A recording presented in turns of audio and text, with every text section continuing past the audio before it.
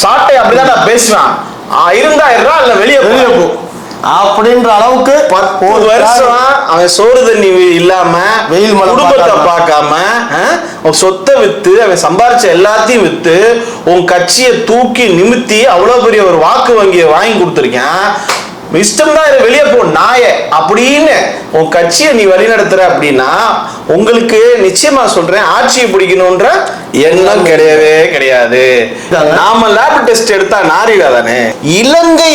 இலங்கையில நம்ம தமிழ் மக்களுக்கு இந்த சிங்களர்கள் கொடுத்த தொல்லையினால நம் மக்கள் அவதிப்பட்டதுனால வேற்றுமொழி பேசுறவங்களை பார்த்து நேச்சுரலாவே இயற்கையாவே அவங்களுக்கு ஒரு பயம் வெறுப்பு இருந்திருக்கு.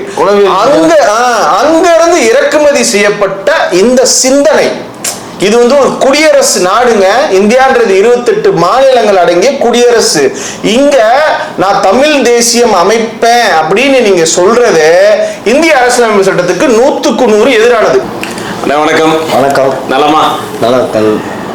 அதாவது நாம நேற்றைய தினம்தான் இவர் குகேஷுடைய செஸ் சாம்பியன்ஷிப் அவர் வெற்றி பெற்றதன் பின்பு ஊரெல்லாம் லேப் வச்சிருக்காங்கல்ல. கண்டிப்பா லேப் வச்சு டெஸ்ட் பண்ணி லேப் வச்சு டெஸ்ட் பண்ணி அவர் யாருன்னு கண்டுபிடிச்சிட்டாங்க. அவங்க இந்த பையன் ஒரு தெலுங்கு பையன். கேட்டா அவர் ஆந்திர முதல்வர் சொன்னார், ஆந்திர துணை முதல்வர் சொன்னார். அதனால அந்த ட்விட்டே ஒரிஜினலா பொய்யான்னு சொல்லி பாக்குறப்போ ஒரிஜினல் இல்லை அப்படின்னு தான் எல்லாருமே சொல்றாங்க. அது ஒரு பக்கம் இருக்கட்டும்னே. நீ வாழ்த்து சொன்னதும் போறோம், நீ எங்களை பாராட்டினதும் போதும், நீ பேசாம இருந்தா போதும்னு நம்ம நேத்திக்கு சொல்லி இவங்களுக்கு ஒரு சரியான பதிலடி கொடுத்துட்டோம். இன்னைக்குன்னு நம்ம பார்க்க போறது யாரெல்லாம் நம் சமுதாயத்திற்கு எதிராகவும் இந்த மொழி சிறுபான்மையினருக்கு எதிராகவும் செயல்பட்டு இருக்காங்க கண்டிப்பா அப்படின்றத சொல்லுவோம்னே. இப்ப நாம் தமிழர் கட்சி ஒட்டுமொத்த கட்சியும் கடந்த 14 வருட காலமா இதை செஞ்சிட்டு இருக்காங்க. அதுல சாட்டை துரைமுருகன், இந்த இடும்பவனம் கார்த்தி, இது போல போலி தமிழ் தேசியம் பேசக்கூடிய இப்ப பாரிசாலன் இருக்காரு, ஏர்போர்ட் மூர்த்தி அப்படின்றவர் பேசுறாரு. அதே மாதிரி பாத்தீங்கன்னு சொன்னா நிறைய இப்ப புதுசா இந்த பெண்கள் நிறைய வராங்க, அவங்களும் பேசுறாங்க. அது மாதிரி மன்னன் அப்படின்றவர் பேசுறாரு. ஸோ இவங்க எல்லாத்தையுமே நமக்கு எதிராக செயல்படுறாங்க அப்படின்றத வெட்டா வெளிச்சம் போட்டு காட்டி நம் மக்களுக்கு ஒரு விழிப்புணர்வு ஏற்படுத்தணும் அப்படின்றது நம்மளுடைய நோக்கம்னே. நீங்க எப்படின்னு பாக்குறீங்க? இந்த ஆட்கள் எல்லாம் எந்த அளவுக்கு முக்கியம்னு நினைக்கிறீங்க? இவங்க என்ன செஞ்சிட்டு இருக்காங்க? இப்ப நீங்க கேட்ட கேள்வியிலேயே நீங்க கேட்ட கேள்விக்கான பதில் அதுலயே இருக்கு. இவங்க மக்கள் மத்தியில ஒரு பிரபலம் இல்லாத நபர்கள். உண்மை. மக்கள் இப்ப நீங்க சொன்ன அனைத்து பேருமே மக்களால் ஆதரிக்கப்படாதவங்க. இவங்க பெண்ற அரசியல் கிட்டத்தட்ட பாமர மக்கள் வரைக்கும் தெரியுது. படிச்ச இளைஞர்கள் ஏதோ உண்மையிலேயே இவங்க உண்மையைத்தான் பேசுறாங்க போல அப்படின்னு நினைச்சு சில இளைஞர்கள் இவங்களுக்கு ஒரு போன தேர்தல்களில் வாக்களிச்சுட்டாங்க. கண்டிப்பான முறையில் வரக்கூடிய எந்த ஒரு தேர்தலாக இருந்தாலும் மிகப்பெரிய தோல்வி அவங்க சந்திப்பாங்கன்றது எந்த மாற்று கருத்தும் இல்லை. தொடர்ந்து பொய் மூட்டைகளை மட்டுமே அவிழ்த்து விட்டு ஒரு தகுதியாளரை, அது கல்வியாக இருக்கட்டும், விளையாட்டுத்துறையாக இருக்கட்டும், எந்த துறையாக இருந்தாலும் அந்த துறையினுடைய திறமையாளரை தான் பார்க்கணுமே தவிர இவங்க லேப் டெஸ்ட் எடுத்துக்கிட்டு எப்போ பாருங்க யாரும் எதுல ஜோதிச்சாலும் முதல்ல லேப் டெஸ்ட் அவங்களே அன்னைக்கு ஒரு ட்வீட்டு ஒரு பேட்டி இது ஒரு வேலையாவே வச்சிருக்காங்க. நாம லேப் டெஸ்ட் எடுத்தா நாரிடா தானே. எல்லாத்தையும் கண்டிப்பா உங்களை ஒரு நாள் லேப் டெஸ்ட் எடுக்கணுமேடா. அதற்கான காலகட்டமும் விரைவில் வரும். லேப் டெஸ்ட் தூக்கிக்கிட்டு அலைய வேண்டிய சூழ்நிலை ஏற்படும். தொகுதி வாரி லேப் டெஸ்ட் எடுத்து இவன் யாருன்னு கண்டுபிடிச்சு அவன் திறமையை மதிக்காம ஜாதி, மதம், மொழி, இனம், குடி, பணக்காரன், ஏழை, ஆண், பெண், கருப்பு, வெள்ளை, வளர்த்தி, குட்டை அப்படின்னு எல்லாத்துலயுமே ஒரு பிரிவிதவாதம் பார்த்து இந்த நாடை துண்டு துண்டா ஆக்குறது இவங்களுடைய நோக்கம் அப்படின்றது இன்னைக்கு மக்கள் புரிஞ்சுக்கிட்டாங்க. இவர் இந்த மொழி பிரிவினைவாதம் பேசுறத மட்டும்தான் இவர் கொள்கையா வச்சிருக்காரு. இவர் கட்சிக்குள்ளே எவ்வளவு பெரிய ஏற்றத்தாழ்வு இருக்குன்றத சமீப காலமா நம்ம பார்த்துக்கிட்டு வரோம். எவ்வளவு இளைஞர்களும் அப்படியே படை பட்டாளத்தோட வெளியேறி கொத்து நாம் தமிழர் இயக்கத்துல கொத்தா வந்துகிட்டே இருக்காங்க. ஒவ்வொருத்தருடைய வலி வேதனைய அவங்க பேட்டி கொடுக்கும் போது கேட்டா நமக்கு அவ்வளவு ஒரு மன கஷ்டமா இருக்கு. அப்ப இப்படி உள்ளுக்குள்ள கட்சியில் அவரையே நம்பி கதின்னு இருந்த தொண்டர்களுக்கே இந்த நிலைமைனா இவரை நம்பி வாக்களிச்சா அந்த மக்களுக்கு என்ன நிலைமையா இருக்கும்ன்றத அவங்க நல்லா தெளிவா பதிவு பண்ணிட்டாங்க. திருநெல்வேலியில பாத்தீங்களானே, கண்டிப்பா டேய் சாட்டை அப்படிதான் நான் பேசுவேன், இருந்தா இல்ல வெளியே போ அப்படின்ற அளவுக்கு 10 வருஷம் அவன் சோறு தண்ணி இல்லாம வெயில் குடும்பத்தை பார்க்காம அவன் சொத்தை வித்து அவன் சம்பாரிச்ச எல்லாத்தையும் வித்து உன் கட்சியை தூக்கி நிமித்தி அவ்வளவு பெரிய ஒரு வாக்கு வங்கியை வாங்கி கொடுத்துருக்கேன். இஷ்டம் தான் வெளியே போ நாய அப்படின்னு உன் கட்சியை நீ வழிநடத்துற அப்படின்னா உங்களுக்கு நிச்சயமா சொல்றேன் ஆட்சியை பிடிக்கணும்ன்ற எண்ணம் கிடையவே கிடையாது. இதுல இருந்து நமக்கு அதானே புரியுது. ஒரு கட்சி தலைவர் நாகரிகமான நபரா இருந்தா அந்த மாதிரி ஒரு வார்த்தை வாயில வருமா? வராது. அவருக்கு முழுக்க முழுக்க ஓட்டை பிரித்தாலும் சூழ்ச்சியை மட்டுமே தொடர்ந்து கையாளு வருகிறார் என்பது இந்த மக்களுக்கு சமீபகாலமா புரிஞ்சுக்கிட்டு வந்துருச்சு. வரக்கூடிய காலகட்டங்கள்ல தேர்தலில் மக்கள் நல்ல பாடம் போட்டுவாங்கன்ற நம்பிக்கை இருக்கு. கண்டிப்பாண்ணே. அதாவதுண்ணே என்னைய பொறுத்த வரைக்கும்ண்ணே இந்த நாம் தமிழர் கட்சி அந்த 2010 மே 18 மதுரையில முதல் மாநாடு நடத்தினதற்கு பின்பு இப்போ நிறைய இடங்கள்ல சொல்றாங்க, அதாவது வேற மொழி பேசக்கூடியவனை பார்த்தாலே இன்செக்யூர் ஃபீல்னு ஆங்கிலத்துல சொல்லுவாங்க இல்லைங்களா, ஒரு விதமான தடுமாற்றம், ஒரு விதமான காம்ப்ளெக்ஸ் பயம் இலங்கையில நம்ம தமிழ் மக்களுக்கு இந்த சிங்களர்கள் கொடுத்த தொல்லையினால நம் மக்கள் அவதிப்பட்டதுனால வேற்றுமொழி பேசுறவங்களை பார்த்து நேச்சுரலாவே இயற்கையாவே அவங்களுக்கு ஒரு பயம் வெறுப்பு இருந்திருக்கு. அங்க இருந்து இறக்குமதி செய்யப்பட்ட இந்த சிந்தனை இது ஒரு குடியரசு நாடுங்க. இந்தியான்றது 28 மாநிலங்கள் அடங்கிய குடியரசு. இங்க நான் தமிழ் தேசியம் அமைப்பேன் அப்படின்னு நீங்க சொல்றது இந்திய அரசியலமைப்பு சட்டத்துக்கு 100க்கு 100 எதிரானது. இந்திய அரசியலமைப்பு சட்டத்துக்கு எதிரானதான் அவர் பண்ணிக்கிட்டு இருக்காரு. ஒரு சமூகத்துல ஒரு தமிழ்நாட்டுல அனைத்து தரப்பு மக்களும் தாயா பிள்ளை ஜாதி மதம் இனம் மொழி இவைகளுக்கு அப்பாற்பட்டு இவங்க மக்களாட்சியில மட்டும் இல்ல சார், மன்னராட்சி காலத்துல இருந்தே இதான் நடந்திருக்கு. இதுக்கு உதாரணம் அவரை சும்மா வாய் புளிச்சிச்சு மாங்காய் புளிச்சிச்சு போற போக்குலதான் அவங்க கட்சிக்காரவங்க எல்லாருமே பேசிக்கிட்டு இருக்காங்க. கண்டிப்பா இந்த மேட்டரை மக்களுடைய பார்வைக்கு நம்ம விட்டுருவோம். கண்டிப்பா மாமன்னர் திருமலை நாயக்கருடைய ஆட்சி காலத்துல இருக்கட்டும், அனைத்து தரப்பு மக்களையும் அனைத்து சமூக மக்களையும் அரவணைத்து தான் ஆட்சி புரிஞ்சாருன்றதுக்கு அதுதான் சமூக நீதி. அதுதான் சமூக நீதி. அவரை பார்த்து கத்துக்கங்க. மன்னர் வீரபாண்டிய கட்டபொம்மனை பார்த்து கத்துக்க, மன்னர் திருமலை நாயக்கரை பார்த்து கத்துக்க, அம்மா ராணி மங்கம்மாளை பார்த்து கத்துக்க. அடுத்தபடி அதான் சொல்ல வந்தேன் சார். இப்ப நம்ம மாமன்னர்ன்ற பத்தி சொல்லிட்டோம். இப்ப 72 பாளையத்தை அவர் பிரிச்சு ஆழ்ந்தாரு. இதை வச்சு ஒரு பெரிய உருட்டு அரசியல் பண்றாங்க யூடியூப்ல. அதை இருக்கட்டும். மாவீரன் ஐயா வீரபாண்டிய கட்டபொம்மன் அவருடைய வரலாற்று அனைத்து சமூகம் பேர் விட்டே சொல்லலாம். ஐயா வீரன் சுந்தரலிங்கமா இருக்கட்டும், பழைய வெள்ளையத்தேவர் ஐயாவா இருக்கட்டும், வெண்ணி காலடின்னு சொல்லுவாங்க அவரா இருக்கட்டும், மாப்பிள்ளை வன்னியத்தேவரா இருக்கட்டும், நட்டத்தி நாடாரா இருக்கட்டும், இப்படி எண்ணற்ற தலைவர்கள் நிறைய இருக்காங்க சார். அவங்க தான் சமூக நீதிக்கு எடுத்துக்காட்டு ஆட்சி புரிஞ்சாங்க. அதுல ஒரு பொய்யான ஒரு லேப் டெஸ்ட் எடுத்துக்கிட்டு அதுல ஒரு சில வார்த்தைகளை வச்சுக்கிட்டு இதை எப்படி வன்மத்தை பரப்பலாம். முழுக்க இவங்க அன்றாட சார் உழைக்கிற சிந்தனை இருக்கிறவங்களுக்கு இந்த மாதிரி ஒருத்தரை போய் தவறா சொல்லணும்ன்ற எண்ணம் வராது. இதவே தொழிலா பண்றவங்களுக்கு தான் இந்த மாதிரி புத்தி இந்த மாதிரி குறுகிய எண்ணங்கள் வரும். அதன் அடிப்படையில தான் அவங்க இந்த பேச்சை மக்கள் மத்தியில பொய் வதந்திகளை பரப்பிக்கிட்டே வராங்க. அதாவது சீமான் அவருக்கு எதிராக நம்ம பேசணுன்றது நிலைப்பாடே கிடையாது.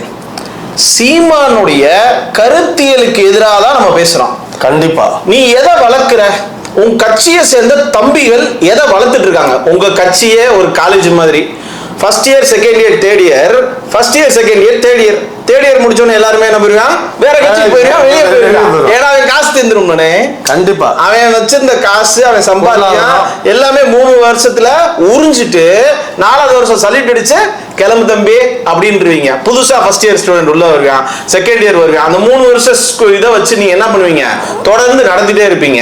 கேட்டா எனக்கு 8% வாக்கு இருக்கு, நான் தன்னிச்சையா ஆட்சியை பிடிப்பேன். நீ தன்னிச்சையா ஆட்சியை பிடிங்க, எதை வேணா பிடிங்க, அதுக்கு மக்கள் மனசுல முதல்ல இடம் பிடிக்கணும். நீங்க ரொம்ப அழகா சொல்லிருக்கீங்க. First year second year third year இந்த இதுல ஹரியர் வச்ச மாணவர்கள் இருப்பாங்கல்ல, எப்பவுமே அண்ணன் கூட பயணிச்சுக்கிட்டு இருக்க திரள் நிதி திண்ணிகள் அந்த மாதிரி ஆளுகத்தான் சாட்டை துறைமுருகன், இன்னொரு பேரு இடும்பவனம் கார்த்தி, நிறைய தம்பிகள் இருக்காங்க. ராவணன் குடியில நிறைய பேர் இருக்காங்க. அவங்க எல்லாருமே என்னன்னானே அந்த திரள் நிதியெல்லாம் முறைப்படி வாங்கி இதுக்கு முன்னாடி இருந்த ஆட்சியாளர்கிட்ட இருந்தோம், அப்பா நாளைக்கு நான் அங்கே போராட்டம் நடத்த போறேன், நீ என்ன சொல்ற, அந்த கார்பரேட்டை பார்த்து ஒரு மிரட்டல், நீ வந்து அணு உலை ஆரம்பிக்க போறியா, உனக்கு எதிராக நான் போராடுறேன், நீ வந்து என்ன சொல்ற, ஒண்ணு கொடுக்குறியா இல்ல முடிச்சுக்கிறியா, நான் வரணுமா அந்த ஸ்பாட்டுக்கு இல்ல வரக்கூடாதா, இப்படின்ற டீல் பேசி ஒரே நோக்கம்தான். உங்களுக்கு உண்மையாவே ஆட்சியை பிடிக்கணும்னா நீங்க சொல்றீங்கல்ல, இந்த 1 கோடி மக்கள் மொழி சிறுபான்மையினர், அதாவது உங்களால் மொழி சிறுபான்மையினர் என்று அடையாளப்படுத்தக்கூடிய எங்களை போன்றோர், நாங்க தமிழர்களா உணர்றோம், தமிழ் தாய்மொழியா நேசிக்கிறோம், எங்களுடைய பூர்வ மொழியா அதுதான் அப்படின்றது எங்களுக்கும் தெரியும். இப்ப நீங்க இந்த 70 லட்சம் பேர் தான் அப்படின்னு சொல்றீங்க. இந்த 1 கோடி பேர் வந்து மொழி சிறுபான்மையினர் இருக்காங்கன்னு சொல்றோம்னே, ஆட்சியை பிடிக்கணும்னு ஒருத்தர் நினைச்சாருன்னா வச்சுக்கோங்கண்ணே, இப்போ பிஜேபியா இருக்கட்டும் யார் வேணா இருக்கட்டும்ண்ணே, சிறுபான்மையினர் அணின்னு வச்சுதானே செயல்படுறாங்க. கண்டிப்பா மொழி சிறுபான்மையினருக்கு முக்கியத்துவம் கொடுத்துதானே எல்லா கட்சியுமே திராவிடம்னு சொல்லி இங்க அரசியல் பண்ணி அவங்களுடைய இதை வந்து ஆளுமைக்கு வந்துட்டு இருக்காங்க. கண்டிப்பா ஒரு 70 லட்சம் மக்கள்ல இருந்து ஒரு 1 கோடி மக்கள் ஒரு கட்சிக்கு எதிராக தினந்தோறும் பிரச்சாரம் செஞ்சா நீ எப்படி ஆட்சிக்கு வர முடியும் சார்? அப்போ மனசுல ஆட்சிக்கு வர முடியும்ன்ற எண்ணமே கிடையாதுன்றது நிறுவனம். அதுல அதான் சார் இப்போ நாங்கள் என்ன சொல்ல வரோம்னா, இவருடைய இலக்கு இவருடைய நோக்கமே தமிழ்நாட்டை ஆள வேண்டும் என்ற எண்ணமே கிடையாது. கண்டிப்பான முறையில் அப்படி ஒரு எண்ணம் இருக்கக்கூடியவர் உண்மையிலேயே தமிழ் தேசியத்தையும் இந்த தமிழ் மொழியும் வளர்க்கணுன்ற ஒரு நல்ல சிந்தனை உள்ள மனிதன் வந்து இந்த வேலையை பார்க்க மாட்டார். உண்மையான தமிழ் தேசியம் இவர் பார்க்குற வேலையே கிடையாது. கண்டிப்பாக பிரித்தாளும் சூழ்ச்சியை செஞ்சு தமிழ்நாட்டினுடைய வளர்ச்சியை பின்னுக்கு தள்ள வேண்டிய வேலையை தான் அவங்க தொடர்ந்து பரப்பிக்கிட்டு வராங்க. ஒரு ஓட்டு வங்கி வாங்கி மக்கள்கிட்ட ஜெயிக்கணும்னா அனைத்து தரப்பு மக்களையும் ஆதரிக்கக்கூடியவர் தான் அந்த தமிழ்நாட்டுக்கான தலைவராக இருக்க முடியும். கண்டிப்பாக. ஆனால் ஒன்று, நம்ம வந்து புத்தகம் படித்து நம்ம அறிவை வளர்த்துக்கணும்னே, இல்லை கேள்வி ஞானம், நல்ல நல்ல அறிஞர்கள் சொல்லக்கூடிய கருத்துக்களை கேட்டு, ரெண்டுமே கிடையாதுனே. எங்கிட்டோ எவனோ ஏதோ ஒன்று கூப்பிட்டு வந்து அப்படியே வாந்தி எடுக்கிறது. அதாவது நீங்கள் சொல்கிறத பார்க்கல, சொந்த புத்தியும் இல்லை சுய புத்தியும் இல்லை அப்படின்ற மாதிரி இருக்கு. அதானே, நீங்கள் இதை எப்படி இப்போ ஏதாச்சுன்னா ஒரு பேட்டியில் திரு ரங்கராஜ பாண்டே கேட்குறாருண்ணே, நான் அதை செய்வேன் நீ இதை செய்வேன்னு.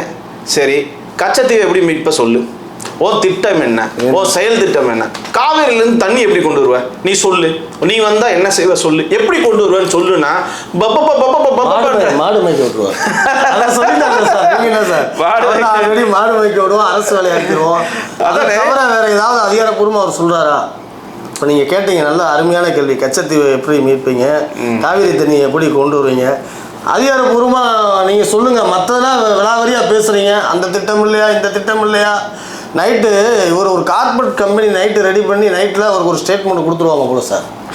என்னமோ சொல்லி வச்ச மாதிரியே எந்த கேள்வி கேட்டால் கரெக்டாக எந்த காலையில் எந்த போராட்டத்தில் கலந்துக்கிறனோ, எங்கே எதிராக போய் கலந்துக்கிட்டால் நமக்கு ஃபண்டு வரும்னு நினச்சே போவார் போல. அடைஞ்சா விடிஞ்சா இந்த மாதிரி எங்க போராட்டம் நடக்குது, இங்க போனா நமக்கு என்ன பெனிஃபிட் கிடைக்கும், உண்மை இப்படின்றே சில இதுகளை எதிர்த்து. அது ஒன்றும் இல்லைண்ணே, அந்த அந்த அந்த கேமராலாம் நம்ம மேலே பட்டுக்கிட்டே இருக்கணும்ன்ற ஒரு போதை. இப்போ கச்சத்தீவை நான் மீட்டெடுக்கலாம். இளவு வீடுனா பொணமா இருக்கணும்ன்றாரு, கல்யாண வீடுனா மாப்பிள்ளையா இருக்கணும்ன்றாரு. அவர் நிறையா கீழ்த்தரமான அரசியலுக்கு வந்து சார் நம்ம வந்து இதை மக்கள் தான் தீர்ப்பு கொடுக்கணும்னு நான் எதிர்பார்த்தேன். உண்மை. இந்த கச்சத்தீவு விஷயத்தை எடுத்துக்கங்கண்ணே, கச்சத்தீவை நம்ம தார வார்த்து கொடுத்துட்றோம். இப்போ யார் மீட்டெடுக்கணும்?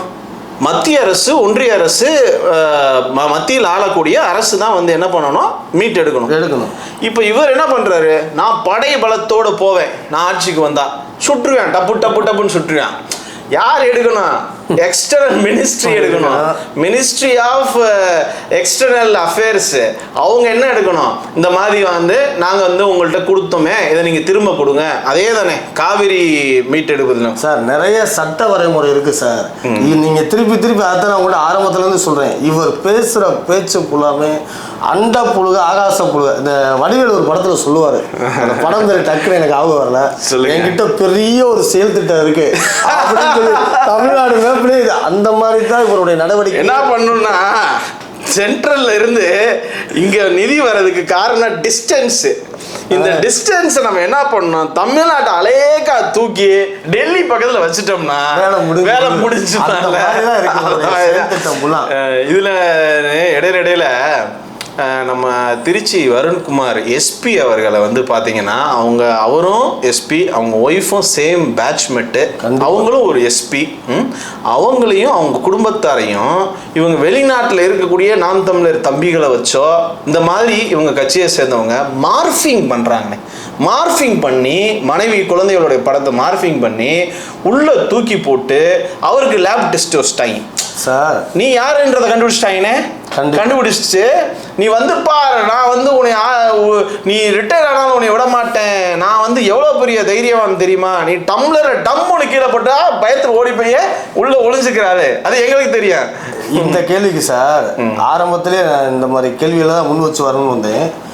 ஒரு அரசு அதிகாரி, மக்களுக்காக சேவை செய்யக்கூடிய ஒரு அதிகாரி, ஒரு காவல்துறை அதிகாரி, மக்களுக்கு மட்டும் இல்லையா, ஒன்னே மாதிரி பொய் பேசிக்கிட்டு தர்றவங்களுக்கும் அரசியலமைப்பு சட்டத்துக்கு உட்பட்டு பாதுகாப்பு கொடுக்க வேண்டிய சூழ்நிலை அவங்க இருக்காங்க. ஆமாம், அந்த அரசியலமைப்பு சட்டத்தில் எழுதப்பட்டு இருக்க விதினால தான் நீ கூட வாய்க்கு வந்ததெல்லாம் பேச முடியுது, பேசிட்டு இப்படி உலகி தெரிய முடியுது. அவங்களுக்கு பாதுகாப்பு அவங்க தானே கொடுக்குறாங்க. அப்படி தன்னையும் தனக்கு வந்த துணைவியாரும் சேர்ந்து இந்த மக்களுக்காக அர்ப்பணிப்போட இரவு பொருள் பார்க்காம வேலை பார்க்கக்கூடிய ஒரு அரசு அதிகாரியை திட்டமிட்டு உன் கட்சிக்காரர்கள் பல்வேறு ஐடியா வச்சுக்கிட்டு பல்வேறு விதமாக மார்பிங் பண்ணி போடுறேன்னா உன்னைய பற்றி ஒரு காவல்துறை கலந்தாய்வு மீட்டிங்கில் பேசிட்டாங்கன்னு உனக்கு அப்படியே அந்த ஐஏஎஸ் மீட்டிங்கில் பேச பத்தி எரியுது. நாங்கள் ஊன் கத்துறாப்புல கத்துற என்ன உண்மை ஃபுல்லாக பொய்யாயிருமா? உண்மை கிடையாது. தீவிரவாத அமைப்பு சொல்லுவாங்க, கண்காணிக்கப்பட வேண்டிய கட்சின்ற அவர் சொல்றதுக்கு முன்னாடியே நாங்களும் பல ஆண்டுகளை சொல்லிக்கிட்டு தான் வரோம்.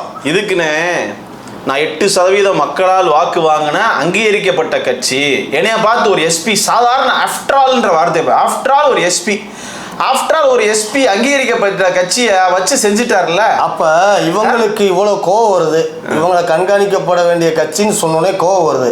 காவல்துறை சைபர் கிரைம்ல இதுக்குன்னே ஒரு டிபார்ட்மெண்ட், மக்களுக்கு தவறான SMS பேங்க் மூலியமா வந்தாலும் ஓடிபி வந்தாலும் சொல்லாதீங்கன்றாங்க. அப்ப அவங்க கொந்தளிக்கிறதா எங்க பேங்கை பார்த்து எப்படி சொல்றீங்க அப்படின்னு. காவல்துறை அரசு அதிகாரிகள் விட யாரா இருந்தாலும் ஒரு பெரிய பேங்க் நிறுவனத்துக்கு அங்கே கிட்டத்தட்ட ஒரு 50 லட்சம் கஸ்டமர் இருப்பாங்க. அதுக்காண்டி நீங்கள் 50 லட்சம் கஸ்டமர் வச்சுருக்கக்கூடிய எங்களை வந்து நீங்கள் என்ன சார் எங்களுடைய மேனேஜர்கிட்ட நீங்கள் கேட்காம மக்களுடைய நலனை கருத்தில் கொண்டு தவறான ஓடிபி வந்தால் இது பண்ணாதீங்க, நேரடியாக பேங்க்கு போங்கன்னு சொல்கிறது காவல்துறையுடைய வேலை. அந்த மாதிரி இது வந்து தீவிரவாத அமைப்பு மாதிரி இந்த கட்சி கண்காணிக்கப்பட வேண்டிய கட்சி. ஏன்னா ஒரு ஐடியுமே ஒரிஜினல் ஐடி இருந்தால் இந்த வார்த்தை வராது. வலிக்கிறது திட்டுறது எல்லாமே போலி ஐடியா இருந்தால் ஓடி போயிடுவாங்க. அப்போ அதனால இந்த வார்த்தைகள் தான் வரச்சது. இன்னொன்று, ஒரு 24 மணி நேரம் காவல்துறை அதிகாரி எல்லாம் வீட்டில் படுத்து தூங்கினா இந்த நாடு என்னென்ன ஆகும்? ஒரே ஒரு 24 மணி நேரம், ஒரே ஒரு நாள் டிராஃபிக் போலீஸ் இல்லாமல், போலீஸ் ஸ்டேஷனில் காவல்துறை அதிகாரி இல்லாமல், இவங்களுடைய செயல்பாடு இல்லாமல்னா எந்த கடையும் இருக்காது. எல்லா நகை கடையிலும் முடியும், எல்லாத்தையும் தூக்கிட்டு போயிடுவேன். யாரையும் கண்ட்ரோல் பண்ண முடியும்? முதல்ல இவர் நிம்மதியாக வெளியே போயிட்டு வர முடியுமா? அருமையா கேட்டீங்க. பொய் மூட்டை அவிழ்த்து விடக்கூடிய இவர் நிம்மதியாக வீட்டில இருந்து கார் எடுத்துட்டு ஒரு ஸ்பாட்டுக்கு போயிட்டு வந்துருவாரா? முடியாது. போன ஈரோடு இடைத்தேர்தலில் அவருக்கு எந்த அளவுக்கு பாதுகாப்பு கொடுத்து காவல்துறை பத்திரமா ஈரோட்ல இருந்து சென்னை வந்து சேர்த்தாங்கன்றது அவருக்கு தெரிஞ்சிருக்கும். கண்டிப்பா அப்படிலாம் இருந்தும் அவர் பேசுற மேல கொண்டு எறிகிறாங்க கல்ல, அதாவது மாடிக்கு இறக்கி வச்சு இவர் எங்கிட்டு போறவர்னு அடிக்கிறது தயாராங்க. அந்த அதாவது அடுக்கிற முட்டையிலேயே அடியே முட்டையா இருக்கக்கூடிய அப்பாவி அருந்ததியினர் சமுதாயத்தினர் போய் லேப் டெஸ்ட் எடுத்துட்டாங்கன்னு, டிஎன்ஏ டெஸ்ட், ரத்த டெஸ்ட் எடுத்துட்டாங்க. நீங்கள் தமிழர்களே கிடையாது, உங்களுக்கு வந்து இங்கே வாழ உரிமை கிடையாது, நீங்கள் இது பண்ணக்கூடாது, அது பண்ண அவன் தாங்குவான். நானே அவன் எப்படி அவனுடைய வாழ்க்கை முறை இருக்குது, ஒரு இறக்கம் வேணாம். அதிகாரத்தில் இருக்கக்கூடிய மாற்று சமுதாயமாக இருக்கட்டும், எந்த சமுதாயமாக இருக்கட்டும், எவன் மக்களுக்கு எதிராக செயல்படுறானோ அவனை வந்து எதிர்த்து கேள்வி கேட்கறது தான் நியாயம். இவன் அடிமட்டத்தில் இருக்கக்கூடியவன் எவனா இருந்தாலும் கையை பிடிச்சி மேலே தூக்கி விட்டு அவனை மேலே கொண்டு வரதான் நம்மளுடைய வேலை. அதை செய்யாமல் அப்போ அவங்கள்ட்ட வம்பு இழுத்தேன்னா அன்னைக்கு காவல்துறை தானே உங்களை காப்பாத்துச்சு. அண்ணே சொன்ன மாதிரி மெட்ராஸில் கொண்டு வந்து விட்டது யாரு?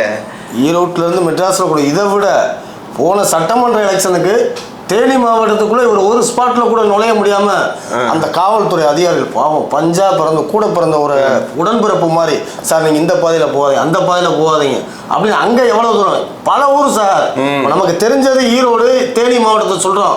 இந்த மாதிரி அலங்கால உள்ள ஒரு ஊர்ல எல்லாம் கள்ள வெட்டி எறிஞ்சாங்கன்னு கேள்விப்படும். இந்த மாதிரி நிறைய இருக்கு சார் பிரச்சனை. பாதி வெளியே தெரிஞ்சிருக்கு, மீதி வீதிக்கு வரல, விரைவில் வரும். கேட்டா நான் போடுற வேட்பாளர் ஃபுல்லும் டாக்டர். எப்பா விக்கிரவாண்டியில நீங்க கேள்விப்பட்டிருப்பீங்கண்ணே, இப்போ நம்ம வந்து இயற்கை மருத்துவம் பண்றாங்கல்ல, அந்த டாக்டர் யாராவது செத்தஸ்கோப் போட்டு பார்த்துருக்கீங்களாண்ணே? அந்த வேட்பாளர் அந்த இதை போட்டிருக்காங்கண்ணே, எம்பிபிஎஸ் டாக்டர் மணிக்கு ஃபோட்டோ ஓட்டு கேட்கக்கூடிய இடத்துல. நான் கூட டாக்டர் நினச்சி கடைசியில் பார்த்தா இயற்கை மருத்துவம் பார்க்கக்கூடிய ஒரு அந்த தொகுதியில் இருக்கக்கூடிய பெரும்பான்மை சமுதாயத்தை சேர்ந்த ஒரு மகளிர் வந்து நிறுத்தி அவங்கள டாக்டர் டாக்டர் டாக்டர்னு நாங்கள் அந்த பெண்மணியை வணங்குறோம். ஆனால் நீ பண்ணுற போலி பிரச்சாரத்துக்கு தான் அந்த கட்டுத்தொகைன்ற டெபாசிட் கூட எங்கேயுமே நீ கட்டின அந்த 5000 ரூபாயா கூட வாங்க முடியாத மாதிரி உன்னுடைய நிலைமை போயிட்டு இருக்கு சார். இவர் வந்து எப்படி இவரும் ஒரு தம்பிகளும் லேப் டெஸ்ட் எடுத்துட்டு அலைகிறாங்களோ, இனிமேல் இவர் அறிவிக்கக்கூடிய ஒவ்வொரு வேட்பாளரையும் லேப் டெஸ்ட் எடுத்தால் மட்டும்தான், இவர் முகத்திரையை கிழிச்சா மட்டும்தான் இவர் இனிமேலாவது நாவடைக்கு யாரை எப்படி பேசணுன்ற ஒரு வழிமுறைக்கு ஒரு கட்டமைப்பு கொண்டு வருவார்.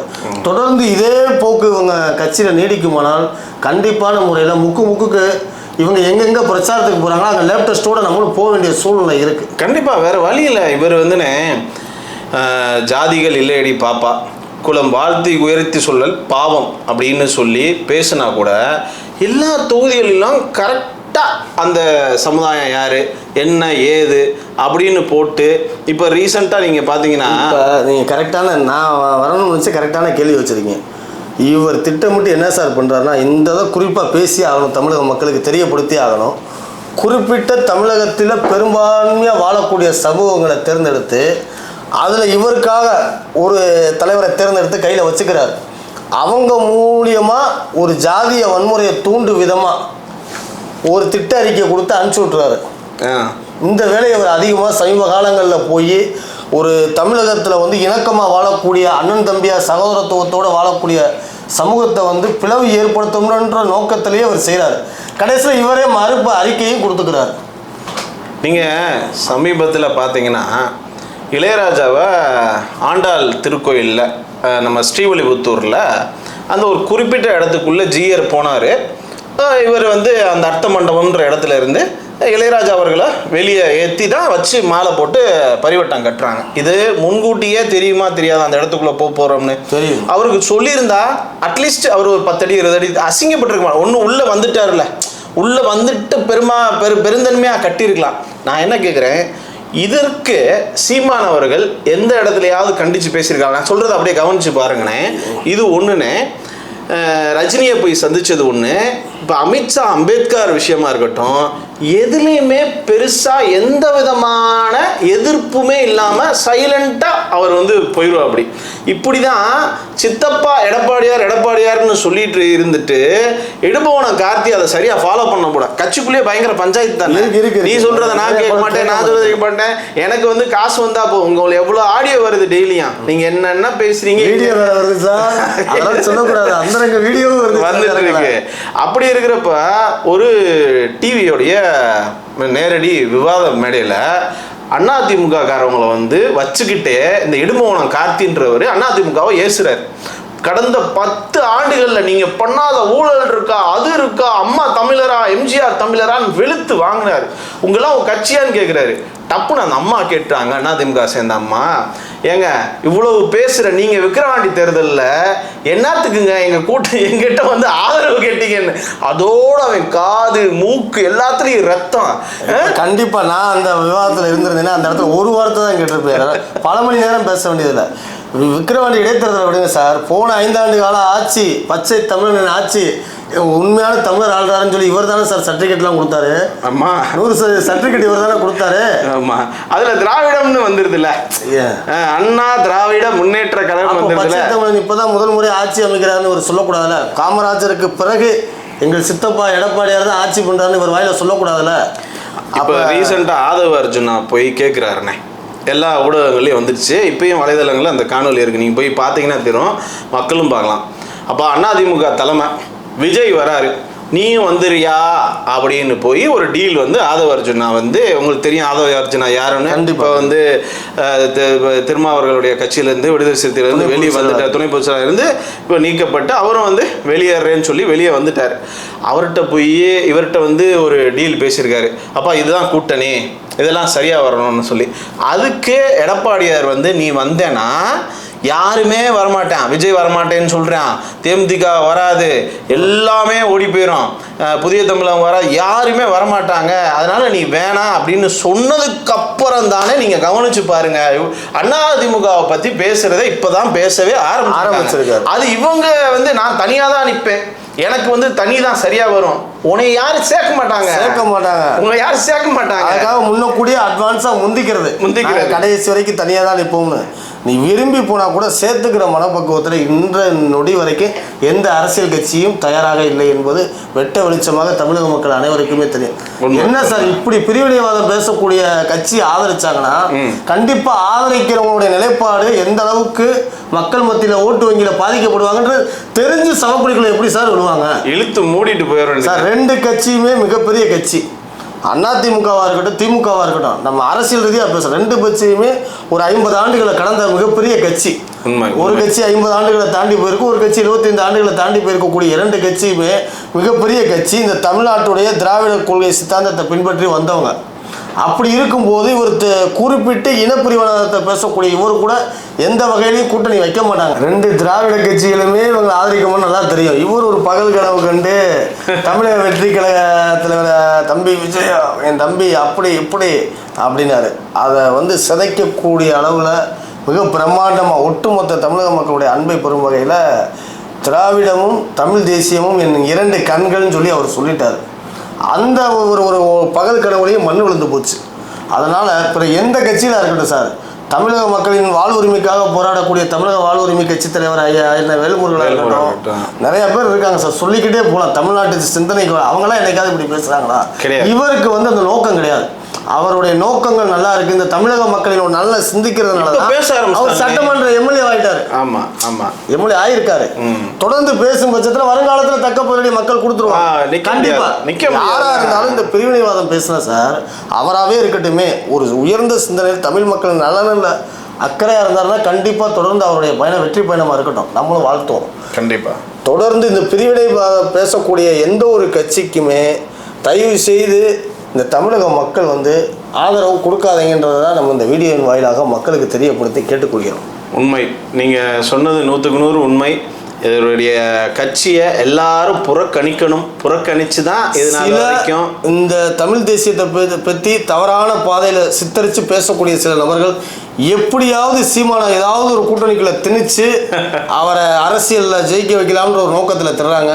வாய்ப்பு கண்டிப்பா அதுக்கு வாய்ப்பு இல்லை ராஜான்றத இந்த நாங்க சொல்றதை விட இந்த தமிழக மக்களே அதற்கான தீர்ப்பு வாய்ப்பே இல்லை ராஜா. உன்னை யாரும் சேர்த்துக்கவும் மாட்டாங்க, சேர்த்துக்கிட்டா எங்களை மாதிரியான மிகப்பெரிய மாபெரும் ஒரு சமுதாயம், அது வந்து இந்த தமிழகத்துக்காகவே வாழ்ந்துட்டு இருக்க இந்த சமுதாயத்தினுடைய மிகப்பெரிய எதிர்ப்பை சந்திச்சு அவங்க அந்த கட்சி -30% இருந்து அவங்க கணக்க துவங்க வேண்டிய சூழல் வந்துரும்ன்றது எல்லாருக்கும் தெரியும். மக்களே, அண்ணன் சொன்ன மாதிரி பொங்கச்சோறு வேணா உங்க புளியோதரை வேணாம். ஆமா, உண்மைதான். அது மாதிரி மக்களே, நம்மளுடைய இந்த சேனல் காவல்காரல் PM பாரத் மீடியான்ற இந்த சேனல்ல நிறைய விஷயங்கள் நம்ம எடுத்து பேசிட்டு இருக்கோம். சப்ஸ்கிரைப் பண்ணிட்டு உங்க ஆதரவை கொடுக்கும் பட்சத்தில் இன்னும் எங்களுக்கு உற்சாகமா இருக்கும், நிறைய விஷயங்கள் பேசுறதுக்கு உற்சாகமா இருக்கும். இது போல சமூகத்துல நடந்துட்டு இருக்க எல்லா விஷயத்தையும் எடுத்து சொல்றதுக்கும் இந்த மாதிரியான கருத்துக்கள் பேசுறதுக்கும் இன்னும் எங்களுக்கு நிறைய மோட்டிவேஷன் தேவைப்படுது. அது உங்களிடத்தில் இருந்து சப்ஸ்கிரிப்ஷனா கிடைக்கும் பட்சத்தில் எங்களுக்கு மிகப்பெரிய ஒரு உற்சாகமா இருக்கும். அடுத்தடுத்த காணொளியில சந்திக்கலாம். அதுவரை உங்களிருந்து விடைபெறுவது PM பாரத். நன்றி.